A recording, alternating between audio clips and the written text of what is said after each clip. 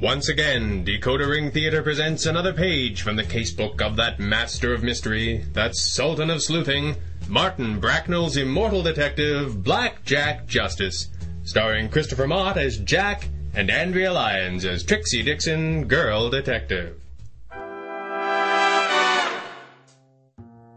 The name's Justice. Jack Justice. I'm a Seamus, a gumshoe, a private eye, what you will. Some people say with a name like mine it's no wonder. Of course, I once knew a man named Friendly who stabbed 6 people, and a girl named Hero who fainted at the first sign of danger, so not everyone chooses to self-apply the identity their birth certificate thrust upon them. Besides, if I wrote it Jonathan J. Justice, I'd have made a swell lawyer, and J.J. Justice sounds like a newspaperman to me. So it all comes down to how you wear your hat. Me, I wear mine pulled low to shield my baby blues from the afternoon sun as I slide my way into the office. The brim slowly releasing the cloud of smoke it accumulates as I wait for the antique elevator to consider carrying me to the 3rd floor agency digs. That's how it happens most every day, except the part about the afternoon. Today, seeing the light glowing behind the frosted glass that read Jack Justice Investigations, I knew I had miscalculated. She was already there. Well, well, the late Mr. Justice. Bright-eyed and bushy-tailed, are we? We are. It took some doing, but we are. I thought you were on the Rosen case. Wrapped it up neat and tidy about 11:30 last night. She pay cash? Good job, Trixie. You closed the case, drove across town, got a luxurious 6-hour sleep, and made it in to open the office 4.5 hours before I bothered to show up. Yeah, she paid cash. Swell. I got a decent night's sleep for once and only had to endure 20 seconds of sass mouth. I didn't mean to imply that I was finished. Ah. Seriously, Jack, what if a client had called? Did they? That's not the point. No, they didn't, Jack. You're right again. And you certainly do look dashing today. Pinch yourself, Bright Eyes. You're still in dreamland. The name's Dixon. Trixie Dixon, girl detective. In fact, I'd closed the Rosen case around 7:30 and had a late dinner with the agent assigned by the insurance company. 6'4", not a thought in his pretty little head. But that wasn't the point. Jack hadn't worked with a partner since before the war, and I wasn't about to let him start treating me like the help. Truth be told, I hadn't missed him much. And if it weren't for the fact that he makes a mean pot of coffee, I'd have been just as happy if he didn't come in at all. It was the principle of the thing, and a girl's got to have principles. Well, the sun's up anyway. Well, the sun's up. What are you smiling about? Smiling? Moi? I don't know what you mean. The evasion was cheap, which suggested that the story was, too. I perched on the edge of my desk, pushed back my hat on my head, and curled my lips into as warm a smile as I could manage without disturbing my cigarette. I'd been grilled often enough to know how to dish it out, too. Just then, the door opened, and a little man stepped in. He seemed momentarily surprised by the lack of a plush waiting room full of nubile secretaries, but he was polite enough to hide it. Is this Jack Justice Investigations? Is the sign on the door too subtle? I'm sorry? Please don't be. You're in the right place, all right. Won't you step in, Mr. Spratt. Benjamin Spratt. Pull up a chair, Mr. Spratt. I'm Jack Justice. This is my associate, Miss Dixon. Trixie, please. I'm very glad to know you. Yes, I believe you'll do nicely. Thanks. I don't hear enough of that. Forgive me. You did some work about 6 months ago for a gentleman of my acquaintance, Martin Anderson? Oh, yes. He spoke most highly of your work at the time. In particular, I recalled him saying that your firm consisted of 2 detectives, one male, one female, who might pass for a couple. I'm sorry, Miss Dixon, did I cause you to wince? She's all right. She's just lost in a beautiful daydream. Why do you need the his and hers detectives? To provide security for a reception my wife and I are hosting. What sort of security? Perhaps I should begin at the beginning. My wife possesses a large and beautiful diamond necklace, which has been in her family for some 7 generations. We are hosting a charity ball for the City Fathers Benevolent Fund next Saturday night, and my wife is naturally expected to appear in her full finery, just as her late mother did for years while hosting the same event. It has recently come to my attention that there will be a number of, how does one say it? I usually say it, punks. But we can say suspicious characters, if you're more comfortable with that. Suspicious characters it is, then.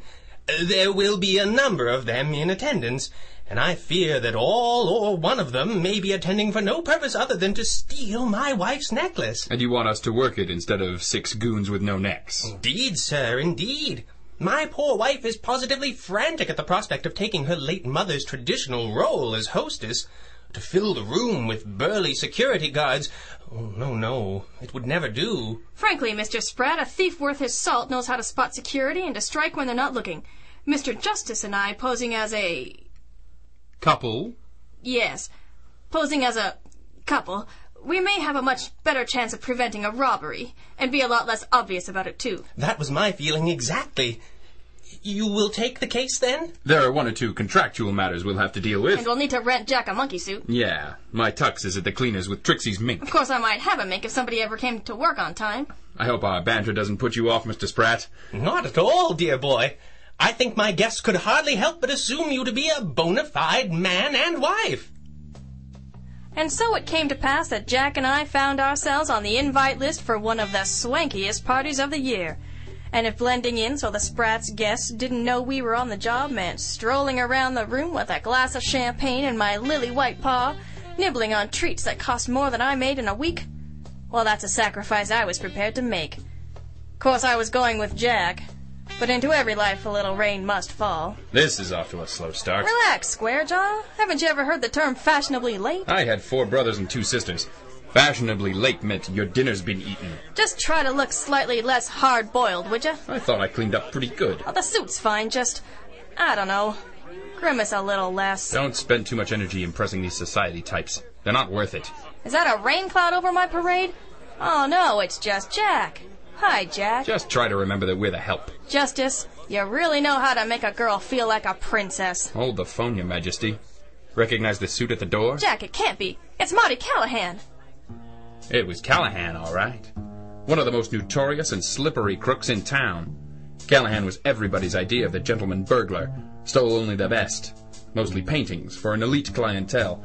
Mrs. Spratt's diamond necklace was a little off his beaten path, but it didn't take much to guess he was on our client's list of suspicious characters. Trouble was, Callahan and I go way back.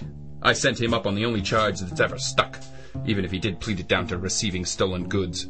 The happy couple routine was out the window already. I was just starting to sort out how to play this when I realized the tugging sensation at my sleeve was actually Trixie, eyes agog in the direction of a new face. Tell me that's not who I think it is. You want me to tell you it's not Claudette Brodeur? Please. Sorry, dollface, no can do. Claudette Brodeur, lady jewel thief extraordinaire. I'd wondered if she'd quit the business or if it quit her. Seeing her walk in the Spratt's front door in a dress that could stop traffic, I knew it was none of the above. She'd started her career with a seduce and steal routine that she dropped when she learned how to take what she wanted without getting pawed. She still had it, though. I wondered if the dreambot on her arm was a partner or a prop. She caught me staring out of the corner of her eye. I tried to duck, but I knew I'd been made. I saw her blood turn cold. Looks like Mr. Spratt had been right to be worried. The deep end of the talent pool just kept getting deeper, and from the way Jack's eyes were fixed out on the balcony, I guessed we'd had a swimmer in another lane.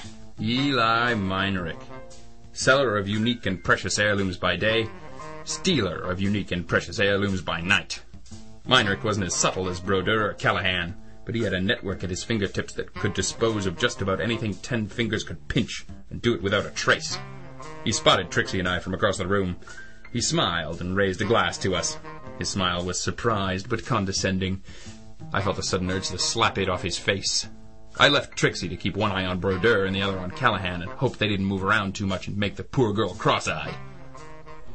Hello, Jackie boy. Eli, swell party, ain't it? Shame how they let just anyone in. Certainly is. I was talking about you. So was I. Jackie, I've missed you.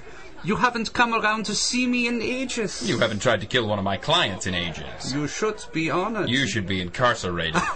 Tell me, how is the little lady? I called her that once. Remind me to show you the scar. What are you doing here, Meinrich? You don't seem like the charity ball type. I shouldn't have thought so either, Jackie, but someone obviously doesn't agree with us. What do you mean? I was invited, dear boy. Invited to buy a ticket, admittedly, but you can imagine my surprise. I'm sure I can write it off. Business expense. Something like that. And you, Jackie, how did Lord and Lady Flatfoot find their way to the domain of the hoi polloi? Never mind that. Just keep your mitts off the Spratt diamonds, hear me? Oh, so it's like that. You needn't worry, Jackie.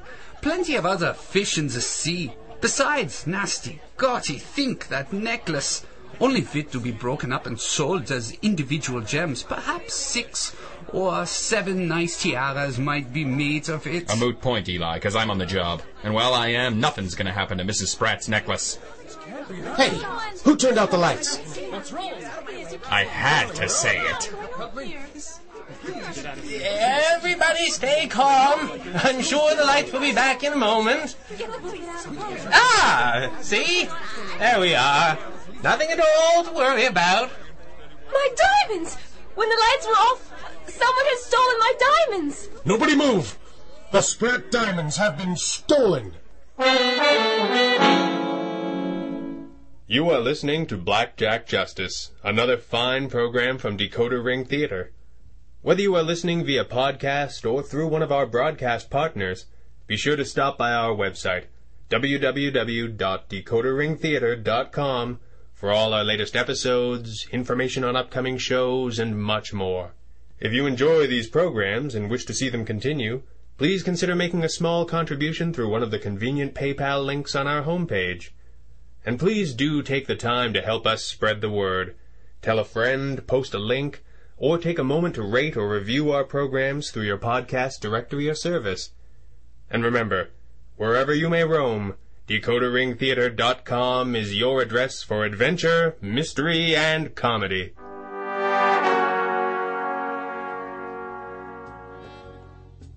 The detective business isn't much like any other you can name. When it's slow, it's slower than slow.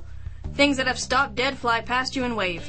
But by gosh, things happen in a heck of a hurry once they start happening. Jack had crossed the room to talk to Eli Meinrich, leaving me to watch 2 other definite suspects and a room full of also-rans. Impossible. I pulled it off for a few minutes, then lost Marty Callahan in a crowd near the big staircase that led up to the Spratt mansion. Claudette Brodeur made things a little easier for me. She and the bohunk on her arm were on the dance floor not 6 feet away from Mrs. Spratt. This made it easier to keep an eye on both of them. Claudette kept shooting terrified glances my way while playing it cool for Tall, Dark, and Handsome, who only had eyes for her. I decided whatever she was up to, he wasn't in on it. Then the lights went out and panic set in. When the lights came on and Mrs. Spratt realized her loss, Jack went into overdrive. He made a short, rapid-fire announcement in which the word misunderstanding was used 9 times, divided the guests into 4 smaller groups, and hustled them into 4 separate rooms so fast they didn't know what hit them. He barked orders to the staff to pour so much champagne down their throats they wouldn't realize they were locked in right away. And so, in less than 4 minutes, there was no one left in the big ballroom but 3 notorious thieves, 2 angry clients, 1 hard-boiled hard case, and yours truly. It was a pretty impressive display, and I made darn sure he didn't know I thought so. How long you reckon we can keep this up? 10 minutes, maybe 15. Then it's for the law. My diamonds! They've been in my family for generations. My mother, she loved them so much. It'd break her heart if she knew. Take it easy, Mrs. Spratt. I don't understand. Why are we all just standing here? Why don't you do something? We're doing everything possible, Mrs. Spratt, but you have to remain calm. First of all, is there anybody here who objects to a search? This is ridiculous. Sure, I know you're all innocent. Except one of you isn't. If the cops come in on this, it's trouble. Trouble for all involved. The Spratts don't want this in the papers any more than the rest of you do. It won't just be one name dragged through the mud, you know. It'll be all of you. No. I have no objection to being searched. I have nothing to hide. Neither do I. Swell. I don't expect whoever took the necklace to be stupid enough to still have it on their person, but let's get the obvious out of the way first, shall we? The 3 of them emptied their pockets with barely a protest. 2 of them did so with the ease of a clear conscience. 1 of them did so with the smooth air of one long practiced in faking a clear conscience. Trouble was, I had no idea which was which, and we were running out of time. Naturally, the necklace failed to appear, so our thief, whoever he or she was, had doused the lights, snatched the ice, and disposed of it in just under a minute, which was impressive by anyone's standards. Mr. Spratt, any chance of an inside job? What? I don't know what you're suggesting. I'm suggesting it's a little too impressive for a solo. Any chance one of the servants could have killed the lights? Oh, none. The entire staff has been with us for years. They're extremely loyal. Swell. I lit a cigarette and looked at Trixie. As much as possible, like I already knew the answer and was just testing her. She didn't buy it, but it annoyed her, which was almost as good. Where are the light switches for this room, sir? Why, over here, behind this curtain. I see. Would you all kindly take the positions you were in just before the lights went out? This is ridiculous! If you object to our methods, Mr. Meinrich, Perhaps you'll enjoy those the police employ more. Under the circumstances, I will take my position. You should probably hold it right there, Mr. Callahan. It'd be awfully tough to keep this just between us if you make me shoot you. The lady said to return to where I was when the lights went out. And? He was upstairs, weren't you, Mr. Callahan? You noticed, and how nice. Why? Simply enjoying the party. The party was downstairs. How careless of me. Fine. Stand there at the bottom of the stairs where I can see you. They all took their positions like good boys and girls. Mrs. Spratt, still in tears, stepped into the middle of the dance floor with her husband. Miss Brodeur took the nearby position she and the bohunk had occupied. Callahan stood under Jack's watchful gaze, pretending to be upstairs. Meinrich stood just inside the French doors to the balcony. I flicked the light switch off, keeping my hand on it just in case my hunch didn't pan out. It did. The light spill from the hallway illuminated everyone in silhouette. Very romantic, and not at all the way it looked when the necklace was stolen. I turned the lights back on full before anyone could get cute. Mr. Spratt, where is the switch for those lights in the hallway? By the front door, my dear. Curiouser and curiouser. What do you mean? She means whatever you might think of your staff's loyalty. 1 Confederate to throw a light switch is plausible. 2 is getting unlikely. Are you suggesting the lights didn't go out? I'm suggesting they weren't turned off at the switch. There must be a power box somewhere. Certainly, it's upstairs. Well, Mr. Callahan? Well, what? If there's something you'd like to say, now's the time. If all you did was flip a switch, you'll get off easy. Who's your partner, Brodeur or Meinrich? Come now, this is insulting. You're above such things now? No, he's beneath them. What? Sorry, Trix. It doesn't sit right. Callahan's a master art thief, playing second string on a jewel job in a room full of people with at least 2 detectives. Not the kind of evening you go in for if your hobby's staying out of the pokey. Justice. I knew I could count on you to uphold my honor. This is preposterous. Why else would he be upstairs? Ask Mr. Justice. He knows. He was casing the joint. What? I was admiring the artwork upstairs, actually, noting its quality, approximate value... Portability. If you like. If the City Fathers Benevolent Fund wants to invite notorious criminals into the homes of its wealthy patrons, you can hardly blame us for what is in our very nature. No. The fact remains that the only person close enough when the lights went out was you, Miss Brodeur. No. No! I'm afraid so. The jewel robbery is right up your old address. It was a little crude by your standards, but you've been out of the business for a while. You're bound to be a little rusty. Which room is your dance partner in? He must have the rocks in his pocket. No. Please. You mustn't. Give me one good reason why not. 'Cause she didn't do it. What? Something didn't sit right since she walked in the door. She never looked at Mrs. Spratt, not once. Just looked nervous daggers at me and played calm for the bohunk. He doesn't know, does he, Claudette? No. No, he doesn't. I met Paul almost a year ago. He knows nothing about my past. We've traveled the world together. We're to be married in the spring. I was nervous about coming back into town with him, still more about coming to this party, but we're to leave in the morning. I couldn't have imagined something like this would happen. It usually does when you're around, Angel. Not anymore. I swear it. Oh, please, you must believe me. This is my last chance at happiness. Please. Jack, I believe her. What does it matter? He knows I'm in here being interrogated. He's bound to wonder why. He'll just think you're in one of the other holding rooms. If you are innocent, he'll never need to know a thing. Provided we can wrap this up without the cops. It seems that depends on Mr. Meinrich. Does it? Surely there is but one suspect left. Sure looks that way to me. But Jackie... Save it. Mrs. Spratt, you look pale. Why don't you get some water and lie down? This will all be over in just a few minutes. Thank you, Mr. Justice. Thank you. I will. All right. We got 4 rooms full of guests and we're out of time. Give. You heard me. Hand over the necklace. Are you addressing me, sir? How dare you? Don't. There isn't time. People's lives hang in the balance, Mr. Spratt. You were good. Wanted your security to blend in, afraid of creating a scandal or sensation. Trouble is, Callahan was upstairs casing the joint. Brodeur's gone straight. And Meinrich? Eli? Jackie and I were trading insults when the lights went down, Spratt. He didn't trust my nature, and he was just a little faster than I. He grabbed my arm and held it hard. I'm the only person he knows for certain could not have done it. This is outrageous. Why are you prepared to take their word over mine, your own client? It's the invitations, Mr. Spratt. Meinrich said he'd got one. I assumed he was lying. But Callahan said the same thing. Miss Brodeur's presence might be nothing more than coincidence. but the two most notorious thieves in town were solicited to buy a ticket. Why would any member of the committee invite known criminals into your house unless they were trying to create suspects for a crime they were about to commit? And by your own admission, your staff is very loyal. The only person they would have cooperated with was you, Mr. Spratt. Now give. Here it is. You Do you dirty think you little... are? You don't understand. The money. Almost all gone. The value of the stones plus the insurance money. I could have rebuilt my fortune. No one ever would have known. And no one ever will if you can find a better way of doing it. You mean? I mean you're getting a better deal than you deserve. And not because you're a client. You're getting it because other people's freedom's at stake. Other people's happiness. Some of them might not deserve it, but they don't deserve to have it taken away by you. Give your wife the necklace. Tell her I swore you to secrecy.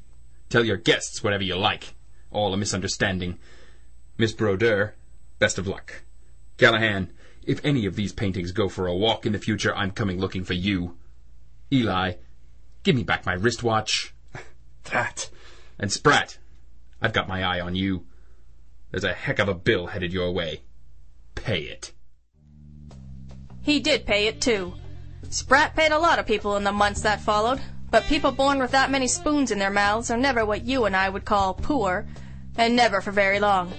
Meinrich and Callahan went back to their old tricks, though the auction block took most of the Spratt's artwork before Callahan could. Claudette? Never been heard from since, which is just the way she wanted it. Didn't seem quite fair, Spratt getting off as easy as he did, but it bought her a second chance. And justice for all is almost never possible. On a good day, you manage justice for some.